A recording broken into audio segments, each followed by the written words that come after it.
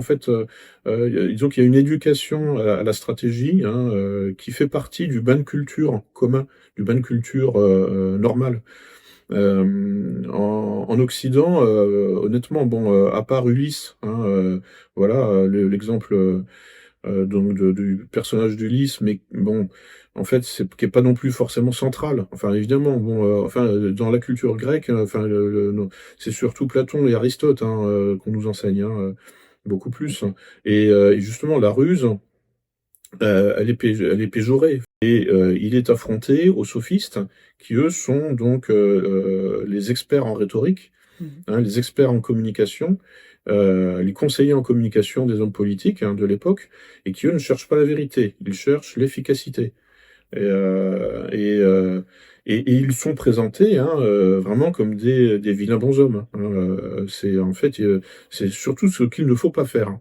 Mmh mh. Donc, alors qu'en réalité, bon, n'importe quel étudiant en droit, enfin, ou qui se destine à une carrière d'avocat, va être obligé de devenir un sophiste, hein. Une bonne plaidoirie ne dit pas forcément la vérité, et c'est pas forcément dire la vérité, parce que parfois même, dire la vérité, c'est contre-productif. Et dans une plaidoirie, bien souvent, en fait, c'est une simplification de la réalité.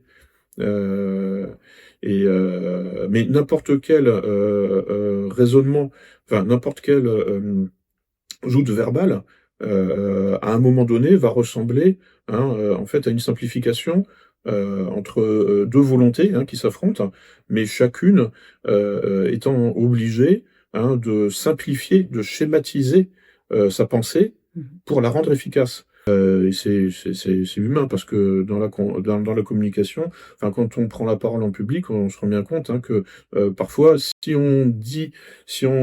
fait, si on déploie un discours scientifique, on ne sera pas compris. Et donc là, bon, bah, il va falloir effectivement, adopter une approche stratégique de la communication, c'est-à-dire, communiquer avec une idée derrière la tête. Et ne pas se contenter de dire ce que l'on pense, hein, ou de dire ce qui est. Ce n'est pas toujours audible Mmh par le mh. public, même quand on veut dire la vérité. Il y a parfois une obligation, hein, à Mmh mh. vulgariser, une obligation à simplifier et donc à, quelque part, à déformer la réalité, hein. L'intérêt est d'atteindre sa cible.